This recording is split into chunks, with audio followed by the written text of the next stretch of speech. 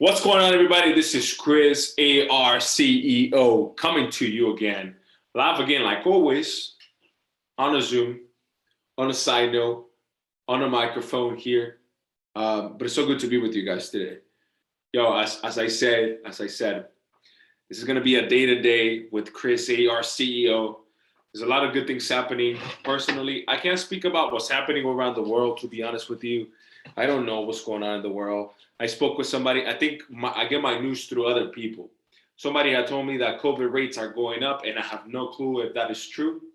But if that person watches the blue news, the news with with more blue, I do believe they tend to be a little more dramatic than the red. So I don't know. I have a feeling she watches the blue news. So perhaps I think she might be a little bit exaggerating about COVID cases going up, but that could be the case. You never know what's happening. You never know what's going to happen with this crazy economy. But good to be with you guys. Yo, I did the first blog yesterday, legitimate blog by myself.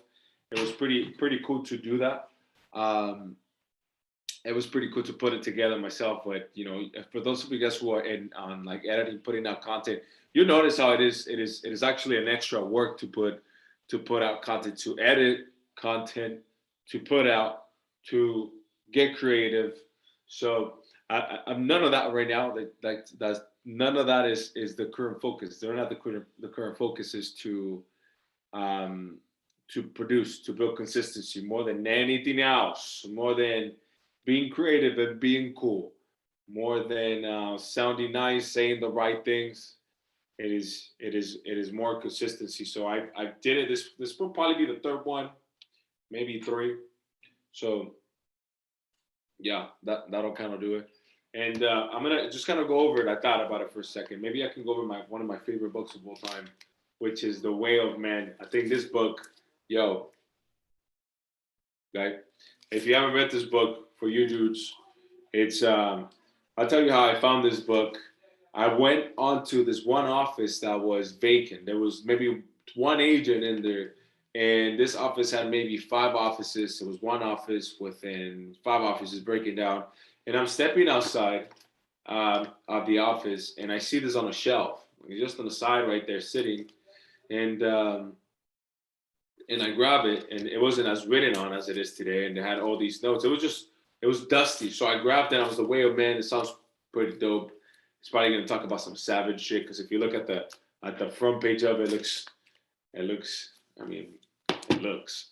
So I grabbed it, and then I started reading it. I couldn't put it down. It was like the perfect book that I was seeking for at that moment. And there was certain sections of this book that we can go off and read, and I think it's a book that started for myself a movement, and it just kind of got me curious about the conversation about masculinity. And for some of you guys who follow our content here on TikTok, the conversation of that sparked out of something stupid, like I'm being roasted in the comment section by my accent and by how bad I'm spelling these words. It was so bad, bro. It was like using there's this strategy of marketing when you do things that everybody hates in order to get publicity. If you notice, everybody likes the negative stuff, right? Like people want. If I put up stuff that you don't agree with, then you probably won't watch this. I'll get very few people who watch it. But if I say shit that is gonna bug somebody, the challenge is to put up and to have the thick skin to stand by what you say, and also having the willingness to back it up as well. So a lot of homework. So we did that. I did. There was some videos that I wouldn't even comment back. But anyways, the point is that this book started the entire. It sparked up the entire conversation about the way of men, and it led to some other things. I fell in love with Jordan Peterson around that conversation. I like how certain people have different views about that, about masculinity, and one I kept it very simple for you, and I strongly believe I'm about to drop the bomb for you. That woman cannot teach men how to be good at being men. No matter how much you try, no matter how much you act yourself tough, No matter how much you love your children, if you have a boy and you're a woman, you can never teach them how to be good at being a man. I think you can raise a good man, but you can never teach them how to be good at being a man. So I think this book describes that very well, and is the essential conversation that I'm the most interested in. It's also the main conversation that have gotten us the most attention. It is also the main conversation that got us more people to reach out to us. I said, you know what, I'm going to put together a podcast. Yo, in reality, this mic is was going to be the podcast thing, but this is just a freaking camera with the microphone and separate different things on the side. But I think I'm going to go all out there. In the midst of that, here's what I do think. I think if we talked about the image of a man, of a father figure, right? There's a lot of brokenness in within, and what I've noticed, and it's so weird, how there is women who have more interest on teaching men how to get themselves together when they have no clue what a man goes through, and they have no clue of what being a man is like. And so I don't comprehend how women have so much interest on fixing a man. You cannot fix a man. You will never understand a man. And I think is the same way for a woman. I mean, I don't think I have no interest on understanding exactly the brain of a woman. And somebody could say it against it, but I don't care. Like, I think ultimately what you need to do is you need to figure yourself out, put yourself together. Look, in terms of relationships, of course, could there be good communication?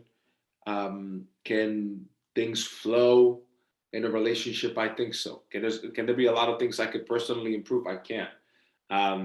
Am I scared to completely expose the way I see things? Look, things. I mean, the way I see things today could probably change within a month. But I'm just the type of person that's willing to put themselves in the light with my current mindset, and then say one day, hey, I was wrong. I think that was pretty naive, or I think that was pretty egotistic. Just depends on like who I'm hanging out with, and that's really what it comes down to, I think. But I think for me as a fact, and the more I see it, the more I dive into the conversation of the reason why there's so many broken men is because there's so many broken fathers.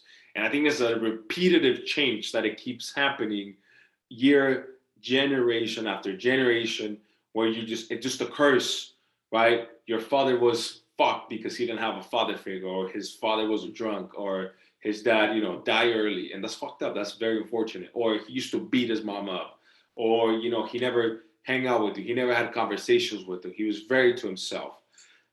He never built that. He never taught you how to be good at being a man.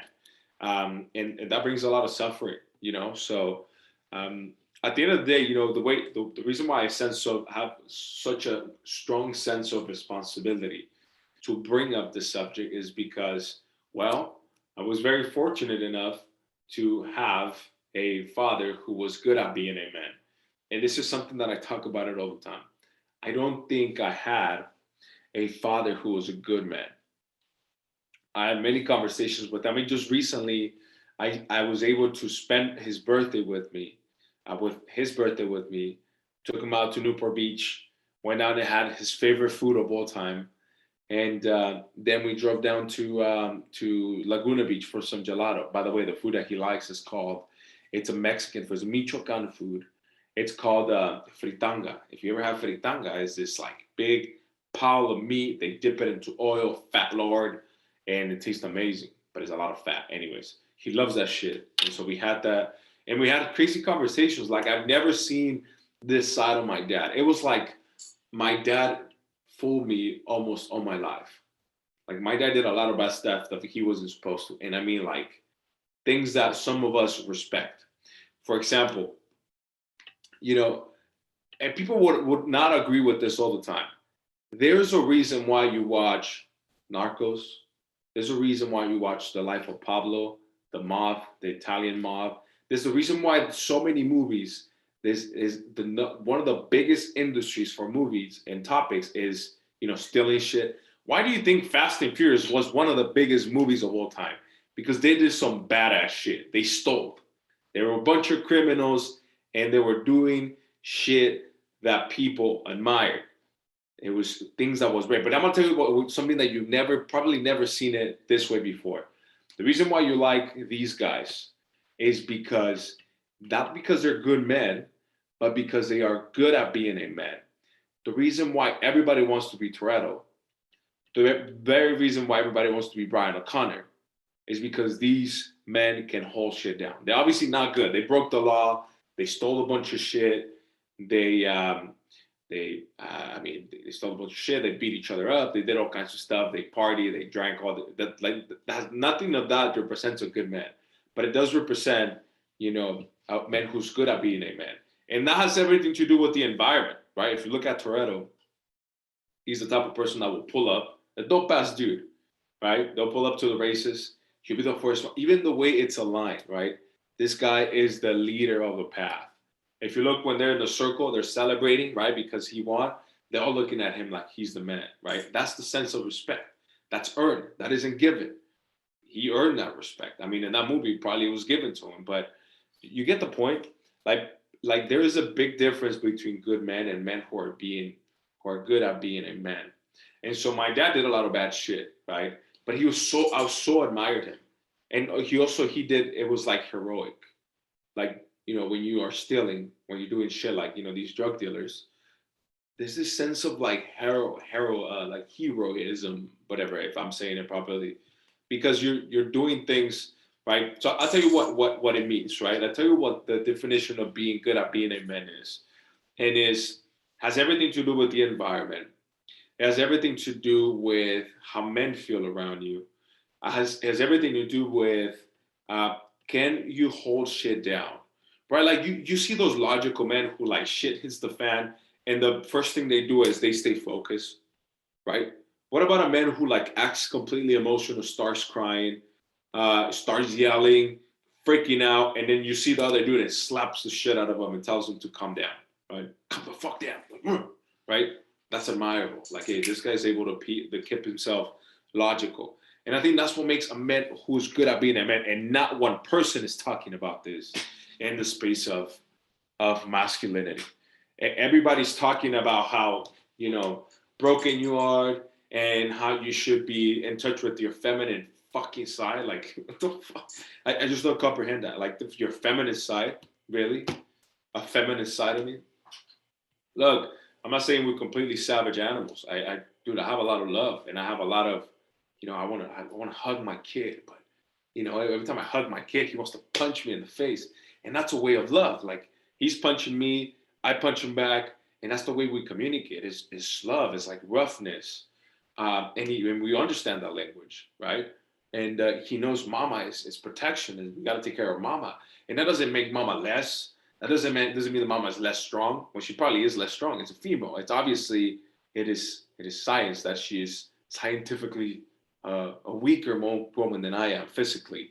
And we're just living so fucking weird times, man. Really, where just I don't know when people just have it twisted. Like the more you dive into something that is so simple, the more you dive into, you get yourself in a fucking hole that leads nowhere, and kids are getting confused, and teachers are talking about sexuality when it is not their place to talk about this. It is not. If you're a teacher, it's not your place to talk to my kid about sexuality and what he should like. If you're teaching my kid about fucking math, stick to math, period. Right? And so, man, I do think the conversation does need to happen. I just recently today over my I think it was TikTok. There's like all these memes of this one dude going to hell, right? It's this African American guy who like sings this one song. I don't know his name, bro, but we'll probably put it on a podcast with some of the boys to talk about it. But my point is, I'm looking at, people are concerned, right? Like there's people who are. So I'm gonna tell you something that maybe nobody has ever told you this, but there's people who are like, I'm concerned about this. Like my son, I feel like I need to speak about it because, he's like disrupting my kids, and like what's gonna happen to my kids? Well, first of all, like the dude can do what the fuck he wants, right? Like you're nobody to dictate what he wants to do. Does he go completely against the Bible, your beliefs? Yo, that's on the dude, right? We live in a free. This is why America, you can do what the fuck you want. You can praise to a fucking cockroach and make it the God's enemy, right? And that's what that person believes. That's awesome. Um, I believe everything starts at the home, but like, your concern should be that you find a way to keep a man, and if you have a boy that you're concerned about being influenced by these images, by these dudes, well, everything, all of that falls in the house. Like for some reason, I don't understand when men. Um, it is so easy to turn a yourself into a superhero with your kid, right? Like it's you're the person that he looks up to. Up to. He wants to look like you. He wants to dress like you. He wants to do the things you do when you are present. When you show character, when you show less emotion, more logic, when you can solve a problem, when you can lead your wife, when you can provide, when you can read the books, when you set the example, that sets a different tone for the entire family, boy, let me tell you. And, I know teenagers are a total different world. I know there's outside sources, influence, but everything starts at the home. Look, I mean, information gets to us faster, but this fuck shit has been around for years. This is not something that just happened. Like even the Bible talks about if you believe in God and if you believe in the Bible. Like there was empires who turned this way, like men having sex with animals, men having sex with men having like all this stuff. Like it's something that's been around forever. Like it's not there's nothing new, and so everything starts at the home. I believe it starts at the home. Um, if the disruption of your family happens, it's your fault. And if the family it's built, it's your fault. It's because of you. And so I think that's why the role of a man is so critical and so important. And listen, the last thing that I will do is to give advice to women because I don't understand your world. Like, and I'm not even trying to fix your world. I think ultimately what fixes a broken man is the circle that he's around. Period. Is the men that he has around, right? It's very simple. Things are so simple, yet when you examine things because of your curiosity of the bullshit, I think you get yourself into a deep hole, and that's when it becomes dangerous. Not for anybody else, but for yourself. Like being stuck in a hole, it's horrible. That's what leads to depression. That's what leads to a hopeless life. That's what leads to depression and suicidal. And if you think about it, the ultimate suffering, the ultimate loss in the world is death.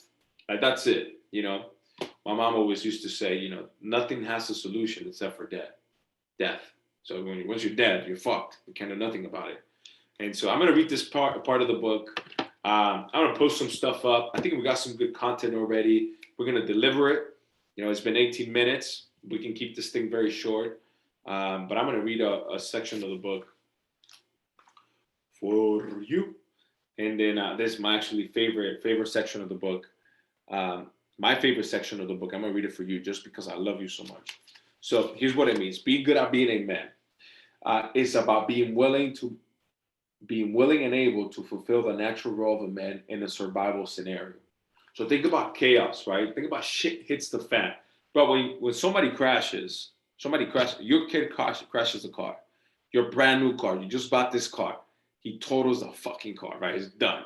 Pull out to the freeway and it's done. Done. The kid is afraid. If the kid calls your wife before he calls you, you're doing something wrong. Like if you as a man, if your boy is calling her instead of you, we got a problem, boy. Like we got a problem. The reason why is because you're an emotional fuck. And as soon as you hear those bad news, I mean, he just crashed a brand new car. Your emotional being will be, what the and so I'm that person. I was grew up with that man, very emotional dude. Like he starts touching shit, like he don't even ask if I'm okay. Like I could be fucking like no legs. This fool don't give a fuck. Like his car is fucked. And so that's what I mean, right? Being able to fulfill the natural role. That's what the book means. The natural role of a survival scenario.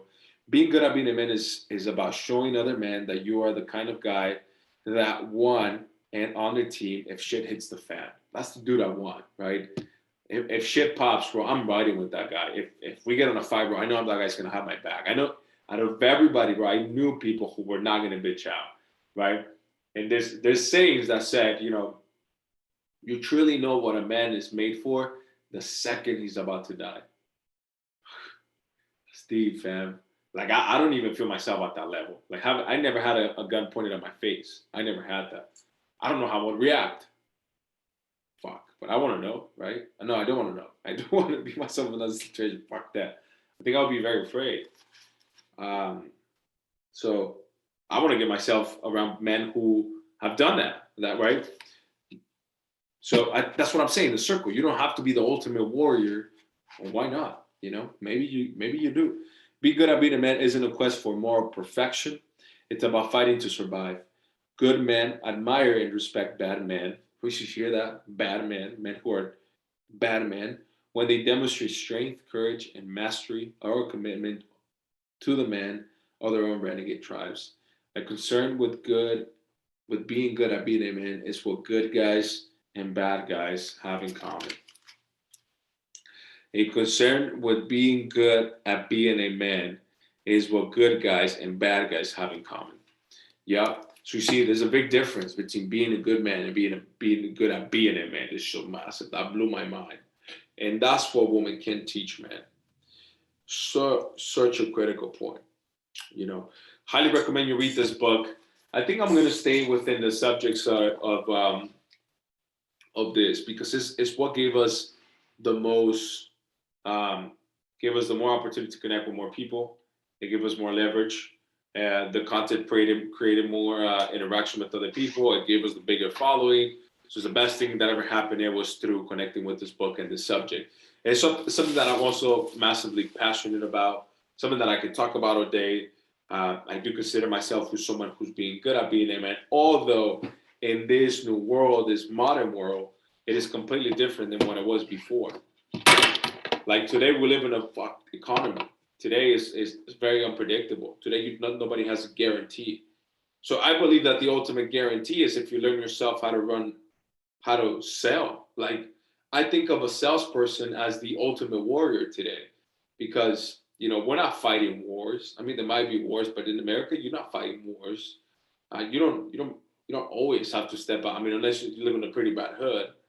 Um, which you can step out of it without a problem. You could leave. You could go. If you live in LA, like if you notice, the most dangerous places are the cities. The most expensive places are also the cities.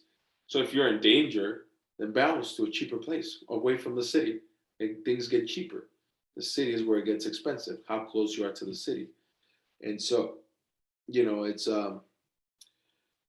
it's something to think about. Like today, the ultimate skill is to learn how to sell because nobody can fire you. Nobody can tell you your kids won't have nothing to eat. Um, that is the ultimate thing. So I think you have to learn that. You have to learn how to survive in this economy. It is sales and how to self sustain yourself. Maybe coding could be one. Yeah, if you learn how to code, but I mean not. I think for a savage, like savage person who's in sports driven, somebody who's competitive, somebody who likes hands on, business got to be your thing. Business has to be your thing, boy, because well, we can't stand in front of a computer for too long, if you know what I mean. And I know some of you guys who are some of my boys, you usually attract like you attract what you are. I know all of my friends, majority of my friends, people that connect with me are crazy fucking savages. And that's how I'll say to you, like, go get yourself, learn a skill of sales. By the way, if you think you're not good at sales, I mean, you're bullshitting yourself. Once that you're playing as lazy. So the reason why you think you're bad at sales is because, well, one you don't have the willingness to learn. Two is you don't do it enough, right? It's like you don't. And Grant Cardone says this, like the reason why you suck at golfing is because you don't golf. The reason why you suck at talking to people is because you don't do it, right? You bought this idea when you were very little. Somebody came across you, and even your mom said, "Oh, he's very shy." And then you look at your mom, and you said, "Yeah, maybe I am shy." And you've been telling yourself that you are shy, and you've been an introvert your whole life. I mean, you had one bad day, and somebody said you look like an introvert, and you bought it. You bought that idea that you are an introvert. Like you can't fucking speak. Like if you can hear this, if you can speak. There's no such thing, bro. Like your mind is so powerful this whole bullshit that you be sold, like, is made up by a bunch of lazy people, I believe. So idea that, only certain people are, the introvert bullshit, bro. All of that is learned. I believe it. Like, the only thing that I do have is a massive desire to learn, and I build it. I hate to be laughed at. I hate to be told no. I hate it till today. Um, like, people ask us, like, how do you wake up at 5 a.m.? What the fuck you mean? Like, you just wake up at 5 a.m., bro. Like, what do you mean how? Stop asking how. Ask me why. Why do you wake up at 5 a.m.?